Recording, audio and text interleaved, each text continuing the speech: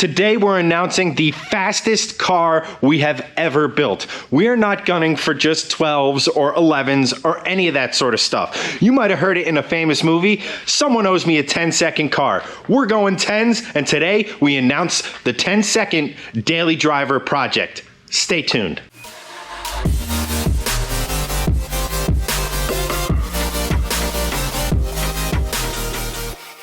So as you can see, this is the shop I've done a lot of work on my C30 in. However, well, while some of this stuff is pretty quick, well, quick for a golf cart, none of it is 10-second quick.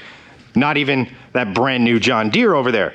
It'd be quite dangerous if it was capable of running in the 10s. However, we got some parts for the 10-second project, more parts behind the rocking chair for the 10-second project. So what exactly are we using as a base vehicle to get into the 10s? Well, sadly, it's not the C30 because, well, it would just cost way too much money to get that thing into the 10s, nor is it the SRT4 or Gen 4 Camaro you have seen on the channel previously. What it is my 2015 Ford Mustang GT, and not just any GT. This thing has the performance package. So down there in between the rear wheels is a 373 rear end. The stock is 350 something. The internet will correct me or get the exact numbers for me because that's what the internet does. So why a Mustang? Well, one, this car cost me $25,000. If you're not as bougie as me and want the leather interior, you can get one with the performance package for less than $25,000, which is an absolute bargain. These things, stock from the factory, are faster than the outgoing Boss 302. And the main reason you buy one of these, especially if you're looking to go in the 10s, is the 5.0. The legendary Coyote engine. This is a Gen 2. This thing is a powerhouse. This thing is capable of so much power without really diving in. I know that's the top end. Below it is the bottom end. You don't have to touch it to make some really, really serious horsepower. I have even compared it to the 2JZ because it is a stock motor capable of insane power figures. How big of a power figure, you ask? Well, we're gonna be gunning for 800 plus horsepower at the crank. That's roughly over 700 at the rear wheels. This thing is going to be an absolute monster when she's finished. So let me talk you through the project.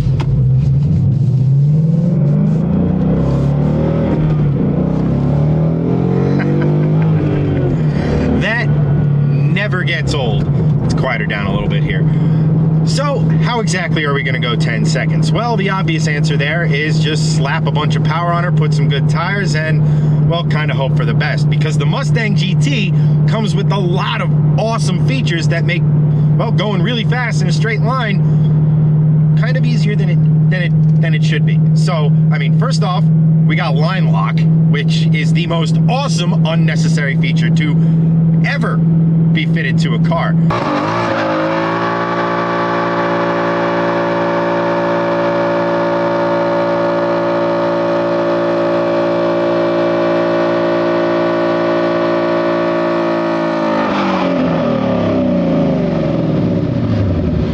We also have launch control, programmable launch control, so we can launch anywhere from, I think, 3,500 to, or I think $3,000 to $4,000, somewhere in that neighborhood, possibly a little bit more. I have to double check on it, but the upshot is I can kind of choose what launch RPM I want to, you know, take a hit at. The problem with just slapping an absolute butt ton of horsepower to the car and just going for it is, well, let me explain. While I have driven a lot of very powerful vehicles, Hellcats, Vipers, Corvettes, CTSVs, the lot, it's been a minute since I've gone drag racing.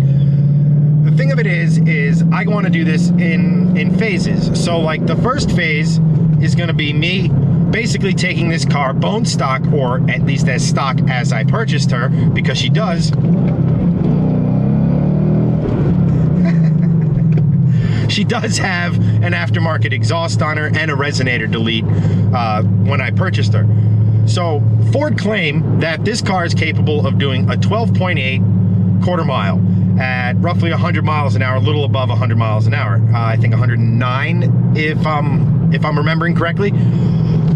I want to go there and see how close I can get to those numbers, and as an added bonus, it's going to be kind of a refresher course for me when it comes to things like the simple stuff, like getting through the water box, doing a burnout, even though I know how to do a burnout, and Line Lock does a hell of a job of making it way too easy in this car to do a decent burnout. The other thing is staging. I haven't staged in a long time, and I really don't want to look like an idiot, especially when we're throwing, 800 plus horsepower at the equation. So that's kind of going to be the first stage. We're going to go to the dyno first, see how much power we have, gained, or I shouldn't say gained, how much power we may have lost. I mean, it's a relatively new car, so we shouldn't have lost any power for that matter.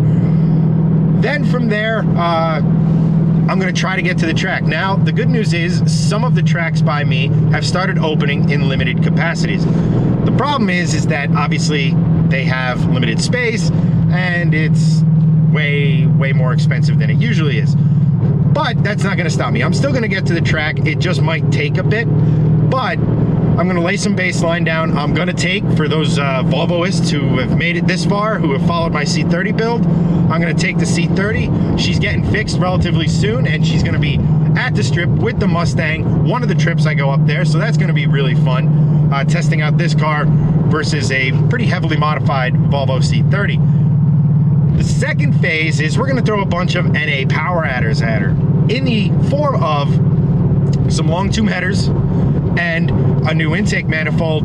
And of course, when you do that sort of stuff, you really need to tune the vehicle, because you're drastically changing how the exhaust exits, where the O2 sensors are, and in the case of the intake manifold, well, how the air gets into the engine, because it's not a stock intake manifold. And then finally, once we go to the strip, get some, we're hoping to get into the 11s with those parts. That would be really awesome. And then from there, we're gonna add boost. And I'm gunning for about 10, maybe at most 11 pounds of boost, which doesn't sound like a lot, because, I mean, my Volvo makes 15 to 17 pounds of boost when she's at full chat. So 10 doesn't seem like a lot. The difference is cubic inches. The Volvo is a 2.5 liter. This is an all-American 5 liter V8 that's one of the more, let's just call it, advanced V8s that have come out in the last few years.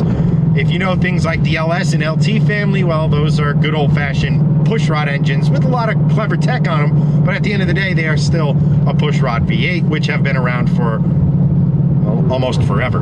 The Coyote is a full overhead cam, dual overhead cam V8. So that means, well, that means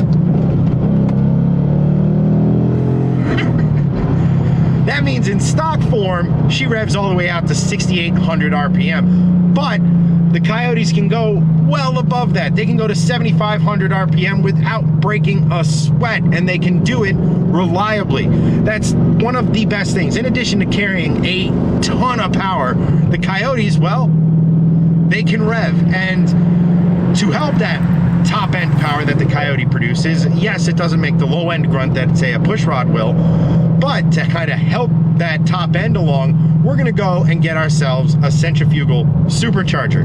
Now, I know what a lot of you are thinking. Well, why wouldn't you just put a positive displacement supercharger on it, or turbos? Those kind of make more power all over the rev range than, say, a centrifugal, which makes all of its power up top. Well, there are a couple very good reasons for that. The first of is, a lot of times in turbocharged drag racing applications, you do something called boost ramp. So you're not making full boost right off the hit. You might in some of the higher gears, but definitely first and second, and sometimes maybe even third, depending on how your gearing is set up. You kind of ramp the boost up into it, so you're not, spinning tires, getting loose, and worse, finding immovable objects with the car you just built. So a centrifugal does that just through the nature of the way it makes boost. The other thing, and I will, once I get the supercharger, I'll let you know all about this company, but I have worked out a deal with a company who's, well, let's just say they're giving me a very good price on a very good supercharger. So it's good for drag racing, it's good for the wallet. That's why I'm going centrifugal. And again, we're gonna go to the drag strip, we're gonna do all that sort of fun stuff, and we're gonna try as hard as we can. And well, let's just face it, based on the math, I should be into the 10s I don't want to say easily because something will immediately break. But we're also going to do a lot of stuff. Fuel system, we might upgrade the axles. Obviously, we got to upgrade the clutch, flywheel, all of that sort of stuff along the way. So, I don't know if you guys, I shouldn't say I don't know, because I can almost guarantee you guys can feel how excited I am for this project. This is going to be absolutely amazing. I'm stoked to get back to the track, start laying down some ETs, see where we're at stock, and then go from there. This is going to be so much fun. I'm going to try to document just about every little piece of it, and I hope you guys come along for the ride with me. One last time before we sign off.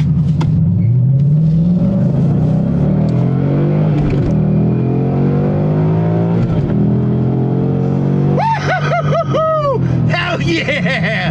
This thing is so intoxicating, and it's stock. Oh, she's making good power, boys. And next time we're going to the dyno to just find out how good those numbers actually are. Oh my gosh, guys, I cannot wait. This is gonna be so much fun, guys. Holy cow. Join me as you see me go faster than I have ever gone in my life. But as for this video, guys, that's pretty much, I gotta do it again. This is a wrap, guys. If you want, follow Shifting Lanes on social media at Shifting Lanes. If you want to follow me on social media, it's at Chennedy83. You can buy some swag, get some Shifting Lanes gear in the link below. Every dime we make from that goes right back into our projects, including our 10-second project car. Hells to the hell yeah. Guys, I will catch you next time.